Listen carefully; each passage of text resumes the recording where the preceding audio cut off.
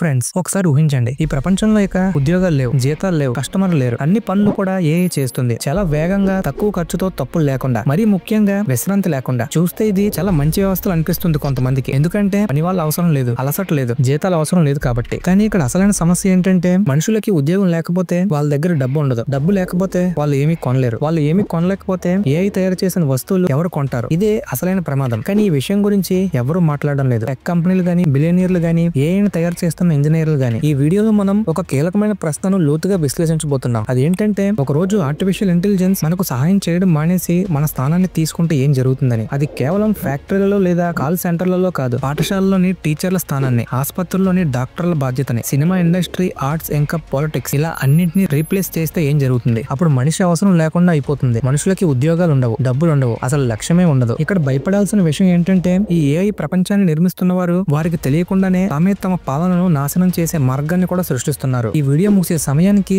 ఏఐని టెక్నాలజీగా చూడరు, ఇది మీకు మానవజాతి భవితత్వాన్ని మార్చేసే మలుపుగా చూస్తారు.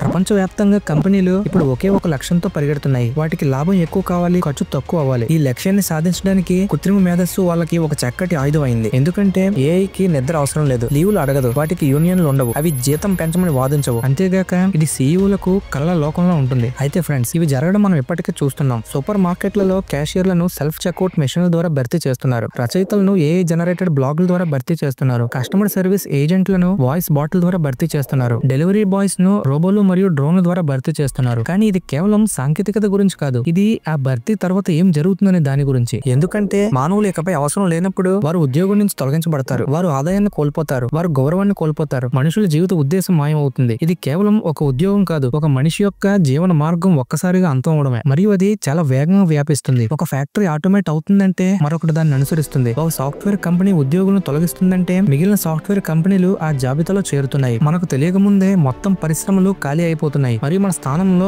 ఏఐతో నిండిపోతున్నాయి. ఇప్పుడు ఈ భవిష్యత్తును ఊహించుకోండి. పని లేకుండా లక్షలాది మంది ప్రజలు, అద్దె చెల్లించడానికి ఇబ్బంది పడుతున్న కుటుంబాలు, చదువులు పూర్తయిన ఉద్యోగాలు లేని యువత, తన పిల్లలను ఎలా పోషించాలో ఆలోచిస్తూ చేతులు ఎత్తేసిన ఒక తండ్రి, ఎందుకంటే తన ఉద్యోగాన్ని ఒక ఏఐ భర్తీ చేసింది. మరియు ఇక్కడ దురదృష్టకరమైన భాగం ఏంటంటే మనకు సహాయం చేయడానికి ఎవరు రావడం లేదు. ఎందుకంటే మనం తొలగించిన వారు తమ రికార్డు స్థాయి త్రైమాసిక లాభాలను పార్టీ చేసుకోవడంలో చాలా బిజీగా ఉన్నారు. అయితే ఫ్రెండ్స్, లక్షలాది మంది డబ్బు సంపాదించలేనప్పుడు వారు డబ్బు ఖర్చు చేయలేరు. మరియు ఎవరు కొనకపోతే మన స్థానంలో వచ్చిన కంపెనీలు ఏమవుతాయి? అవి కస్టమర్లను కోల్పోతాయి, వారి అమ్మకాలు తగ్గుతాయి, వారు సృష్టించిన వ్యవస్థ తను తినడం ప్రారంభిస్తుంది. ఇది పాము తన తోకను తానే మింగేయడం లాంటిది. అయితే ఫ్రెండ్స్, ఇది ఎక్కడ మొదలైందంటే మనుషుల కంటే లాభం ముఖ్యం అనే నిర్ణయం తీసుకున్న ఆ క్షణం నుంచి. అయితే ఫ్రెండ్స్, మీరు ఇలా అడగొచ్చు, ప్రజలు బాధపడే మరియు ఉద్యోగులు అదృశ్యమయ్యే ప్రపంచాన్ని ఎవరైనా ఎందుకు నిర్మిస్తారని. దానికి సరళమైన సమాధానం, వాళ్లకు మనిషి అంటే ఆటే లెక్కలేదు. ఈ భవిష్యత్తును డిజైన్ చేస్తున్న వాళ్ళు టెక్ బిలియనీర్లు, కార్పొరేట్ దిగ్గజాలు. వారు మనల్ని మనుషులుగా చూడడం మానేశారు. వాళ్ళకి మనం డేటా పాయింట్లం, మేనేజ్ చేయదగ్గ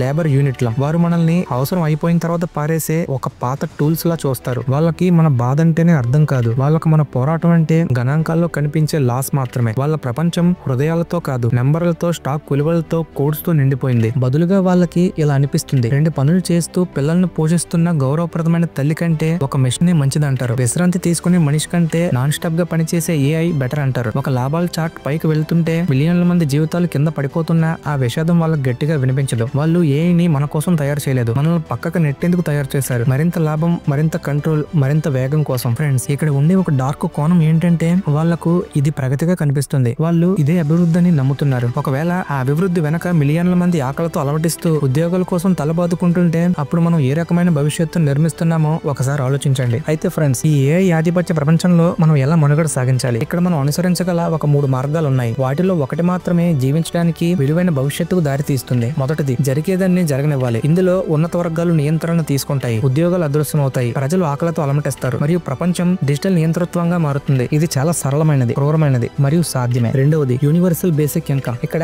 ఏఐ పనిచేస్తుంది. ప్రభుత్వాలు లేదా కంపెనీలు అందరికీ ప్రాథమిక నెలసరి ఆదాయాన్ని చెల్లిస్తారు. ప్రజలు ఉద్యోగాలు లేకుండా మనుగడ సాగిస్తారు. ఆర్థిక వ్యవస్థ తిరుగుతూనే ఉంటుంది. ఇది చాలా న్యాయంగా అనిపిస్తుంది, కానీ అధికారంలో ఉన్న వ్యక్తులు దాన్ని సాధించడానికి తగినంత శ్రద్ధ వహిస్తేనే. ఇది నిజం చెప్పాలంటే హామీ ఇవ్వబడదు. ఇక మూడవది హ్యూమన్ ఇంకా ఏఐ పార్ట్నర్షిప్. ఈ దశలో మనం ఏఐని మన స్థానంలో తీసుకోకుండా దానిని మనకు సహాయం చేసే ఒక సాధనంగా ఉపయోగిస్తాం. మనుషులు సృజనాత్మకమైన, భావోద్వేగమైన మరియు కఠినమైన నిర్ణయాలు తీసుకునే పనులు చేస్తారు. ఏఐ మాత్రం చాలా ప్రమాదకరమైన పనులు చూసుకుంటుంది. ఉద్యోగులకు పునః ప్రశిక్షణ ఇస్తారు. అలాగే విద్యా విధానం కూడా కొత్త విధానాలకు అనుగుణంగా మార్చబడుతుంది. ఈ విధానంలో మానవులు మరియు ఏఐ కలిసి విజయవంతంగా అభివృద్ధి చెందుతారు. కానీ అవి జరిగేందుకు మనకు ఇవి అవసరం. అవి ఏంటంటే బలమైన చట్టాలు, నైతిక కంపెనీలు, విషయాలపై అవగాహన కలిగిన పౌరులు మరియు ఆలస్యం కాకముందే ఈ విషయం గురించి మాట్లాడి చర్యలు తీసుకునే మీలాంటి తెలివిగల నాయకులు. ఇంకా చివరిగా ఈ వీడియోకి కన్క్లూజన్. ఫ్రెండ్స్, ఎవరైనా ఏఐ అన్ని చూసుకుంటుంది అని అన్నప్పుడు మీరు వాళ్ళ కళ్ళల్లోకి చూసి ఇలా అడగండి, మరి మనల్ని ఎవరు చూసుకుంటారు అని. ఇది కేవలం టెక్నాలజీ గురించిన ప్రశ్న కాదు. ఇది మనిషి విలువ గురించి, మన ఉనికి గురించి. ఏఐ చాలా సమస్యలను పరిష్కరిస్తుంది, జీవితాన్ని సులభం చేస్తుంది, వేగవంతం చేస్తుంది, తెలివిగా కూడా చేస్తుంది. కానీ ఈ అన్ని చేసి